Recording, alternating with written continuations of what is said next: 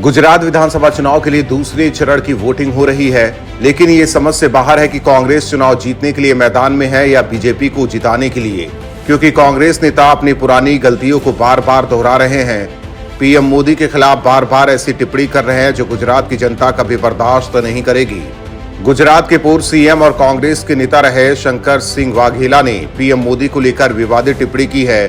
एक चैनल से बातचीत में उन्होंने पीएम नरेंद्र मोदी को मौत का सौदागर कहा। मोदी को मौत का सौदागर 2007 में पहले कांग्रेस की तत्कालीन अध्यक्ष सोनिया गांधी ने कहा था। अब वाघेला ने मोदी को ऐसा बताकर विवाद खड़ा कर दिया है। वहीं वाघेला का बयान ऐसे वक्त में आया है जब गुजरात में विधानसभा चुनाव के दूसरे दौर की वोटिंग चल रही है। वाघेला ने अपने बयान में ये भी कहा है कि बीजेपी इस बार गुजरात हारने वाली है। वाघेला ने अपने बयान में गोधरा दंगों का जिक्र किया है। उन्होंने कहा कि सोनिया गांधी ही नहीं बल्कि मैं भी कहता हूं कि मोदी मौत का सौदागर है। शंकर सिंह वाघेला अभी किसी पार्टी के साथ नहीं है। वो पहले बीजेपी में थे, फिर मोदी से मनमुटाव के कारण बीजेपी छोड़ दी, कांग्रेस में गए। अभी उनके बेटे महेंद्र सिंह वाघेला कांग्रेस गुजरात का विधानसभा चुनाव लड़ रहे हैं। वाघेला ने यह भी कहा कि 1 दिसंबर को गुजरात की जनता का आधा भविष्य ईवीएम में कैद हो गया था, आज बाकी भविष्य भी कैद हो जाएगा। उन्होंने कहा कि गुजरात की जनता व्यापार समझने वाली है, भविष्य का उनको पता है। बीजेपी ने सिर्फ 27 साल हिंदू और मुस्लिम की राजनीति की है। बता दें कि इससे पहले कांग्रेस के वरिष्ठ नेता मधुसूदन मिस्त्री ने कहा था कि गुजरात के चुनाव में मोदी को औकात दिखा देंगे। वहीं कांग्रेस के नए राष्ट्रीय अध्यक्ष मल्लिकार्जुन खड़गे ने मोदी के लिए रावण की उपमा का इस्तेमाल किया था। मोदी ने औकात और रावण वाले मसले पर पलटवार भी किया था और जनता के सामने से चुनावी मुद्दा बनाने में देर नहीं की थी। वहीं 2017 के चुनाव में कांग्रेस नेता मणिशंकर अय्यर ने पीएम मोदी के लिए नीच शब्द का इस्तेमाल किया था। हालांकि इसका खामियाजा कांग्रेस भुगत चुकी है, लेकिन उसके बाद भी कांग्रेस पीएम मोदी पर ऐसी टिप्पणी करने में बिजी है जिससे गुजरात की जनता नाराज हो सकती है। ब्यूरो रिपोर्ट, न्यूज़ चौक। बिहार में कुडनी विधानसभा सीट पर हुए उपचुनाव में एक बार फिर एआईएमआईएम प्रमुख असदुद्दीन ओवैसी ने नीतीश और तेजस्वी को जोर का झटका दिया। इस बार मैदान में बीजेपी ने केदार प्रसाद गुप्ता को उतार रखा था, जबकि महागठबंधन से जेडीयू प्रत्याशी मनोज कुशवाहा, मुकेश सहनी की पार्टी वीआईपी से नीलाव कुमार तो असदुद्दीन ओवैसी की पार्टी एआईएमआईएम से गुलाम मुर्तजा अंसारी ताल ठोक रहे हैं। इस तरह कुडनी सीट का मुकाबला काफी दिलचस्प हो गया। ऐसे में ओवैसी सहनी की पार्टी के कैंडिडेट उतरने से गोपालगंज सीट की तरह इस सीट पर भी महागठबंधन फंस गई। बता दें कि कुडनी विधानसभा सीट से आरजेडी विधायक रहे अनिल सहनी को एमपी एमएलए कोर्ट से अयोग्य ठहराए जाने के बाद उपचुनाव हुआ। इस सीट पर आरजेडी के बजाय जेडीयू ने अपना उम्मीदवार मैदान में उतार रखा था। 2020 के चुनाव में आरजेडी को टक्कर देने वाले केदार गुप्ता मैदान में हैं, जो महज 712 वोटों से हार गए थे। ऐसे में बीजेपी उपचुनाव में ये सीट हर हाल में जीतना चाहती है, लेकिन महागठबंधन के चलते आसान नहीं है। कुडनी सीट पर सभी की निगाहें अब असदुद्दीन ओवैसी और मुकेश सहनी के कैंडिडेट पर है।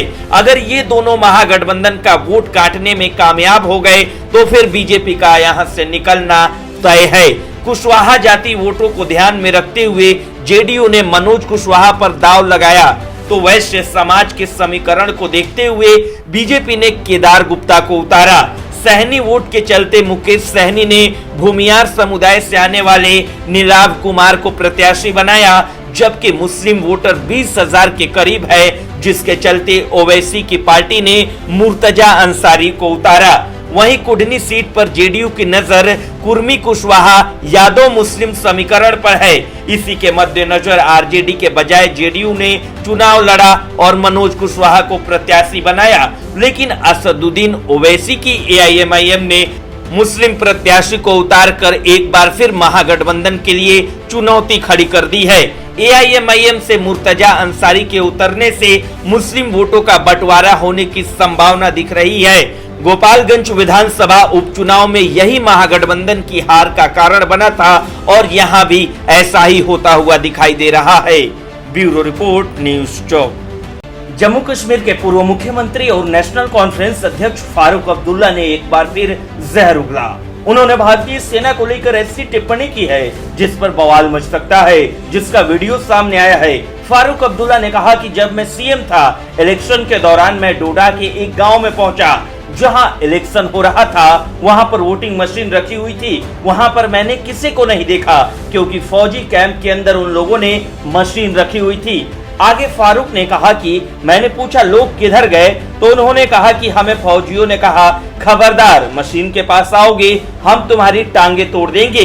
आज मैं फौज से कहना चाहता हूं कि आप चुनाव में कोई ऐसा काम नहीं करना।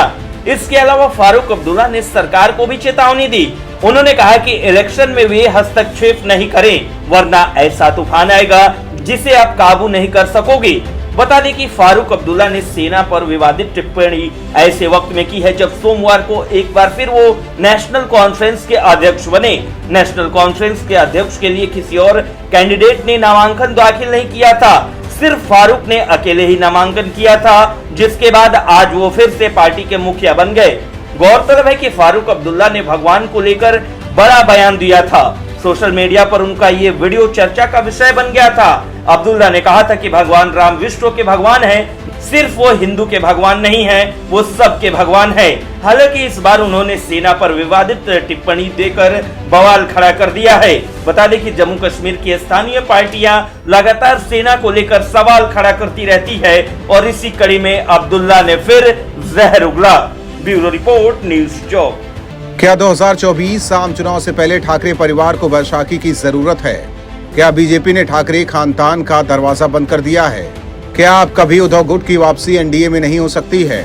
ये सवाल आदित्य ठाकरे के पिछले दिनों बिहार के डिप्टी सीएम तेजस्वी यादव और उद्धव ठाकरे की दलित नेता प्रकाश आंबेडकर से मुलाकात के बाद उठ रहे हैं। मुलाकातों के इस दौर के अभी जारी रहने के संकेत हैं। खबरों की माने तो आने वाले कुछ दिनों में बाप बेटे की जोड़ी विपक्ष के कुछ और नेताओं से मुलाकात कर सकते हैं। मुलाकात के पीछे पार्टी में फैले रायते को समेटना है। उद्धव गुट का पहला लक्ष्य अगले साल के शुरू में होने वाले बीएमसी चुनाव पर है। इसे ठाकरे गुट के सियासी भविष्य के लिए काफी अहम माना जा रहा है।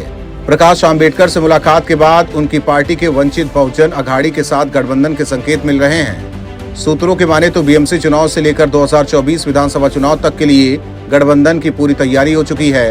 प्रकाश आंबेडकर पिछले कुछ सालों से अपनी ताकत दिखाकर विपक्षी खेमे में आने की कोशिश कर रहे हैं। 2019 आम चुनाव में अंतिम समय में कांग्रेस एनसीपी के साथ उनका गठबंधन नहीं हो सका था। उस वक्त वोट बंटने का बड़ा नुकसान कांग्रेस एनसीपी को हुआ था। कम से कम आधे दर्जन लोकसभा सीट पर हार का ये कारण बना था। प्रकाश आंबेडकर को साथ रखकर ठाकरे दलित वोट को अपने पक्ष में करना चाहते हैं। एकनाथ शिंदे के अलग होने के बाद ठाकरे गुट का पारंपरिक वोट बैंक किसका है? अब तक शिवसेना का सबसे मजबूत वोट बैंक मराठी लोग थे। इसमें शिंदे गुट ने सेंध लगा दी है। ठाकरे गुट ने इसकी भरपाई के लिए नया प्रयोग शुरू किया है। दलित वोट के लिए प्रकाश आंबेडकर से हाथ मिलाने की कोशिश हुई। अगर दलित वोट का कुछ भी हिस्सा पाने में ठाकरे सफल होते हैं तो उनके नुकसान की भरपाई हो सकती है। इसी के साथ ठाकरे की नजर उत्तर भारतीयों पर भी है। आदित्य ठाकरे की तेजस्वी यादव से मुलाकात का लक्ष्य उत्तर भारतीय वोटर माने जा रहे हैं। भले शिवसेना और बीजेपी का लंबे समय से गठबंधन रहा हो, लेकिन उत्तर भारतीयों की पसंद कभी शिवसेना नहीं रही। उनके नेताओं के भड़काऊ बयान के कारण कई मौकों पर तल्खी रही। पिछले कुछ सालों से महाराष्ट्र, खासकर मुंबई में उत्तर भारतीय वोट बैंक बहुत ही महत्वपूर्ण फैक्टर के रूप में उभरा है। शिंदे के अलग होने के बाद ठाकरे इसी फैक्टर को अपने पक्ष में करना चाहते हैं। अभी तक इस वोट बैंक का बड़ा हिस्सा बीजेपी को मिलता रहा है। ठाकरे गुट का मानना है कि बदली परिस्थिति में उत्तर भारतीय वोटर उनके पक्ष में आ सकते हैं। अगले कुछ दिनों में ठाकरे गुट उत्तर भारतीयों के बीच अपनी पकड़ बढ़ाने की और कोशिश कर सकता है। अब सवाल ये उठ रहा है कि क्या नए प्रयोग से ठाकरे गुट को सियासी सफलता मिल सकती है? अभी ये तस्वीर साफ नहीं है, लेकिन अगर वो सभी समूह में सेंध लगाने में सफल हुए तो अपने नुकसान की भरपाई कर सकते हैं। कांग्रेस एनसीपी के साथ रहने से मुस्लिम वोट भी ठाकरे को मिलने की उम्मीद है। संकेतों के मुताबिक बीएमसी चुनाव में गठबंधन होना तय नहीं है, लेकिन 2024 आम चुनाव और विधानसभा चुनाव में तीनों दल साथ आ सकते हैं। साथ ही उद्धव ठाकरे की विपक्षी एकता की कोशिश में भी अहम भूमिका मानी जा रही है। पिछले कुछ महीनों में नीतीश कुमार और ममता बनर्जी की बात उद्धव ठाकरे से हुई है। आदित्य ठाकरे राहुल गांधी के साथ भारत जोड़ो पदयात्रा में शामिल हो चुके हैं।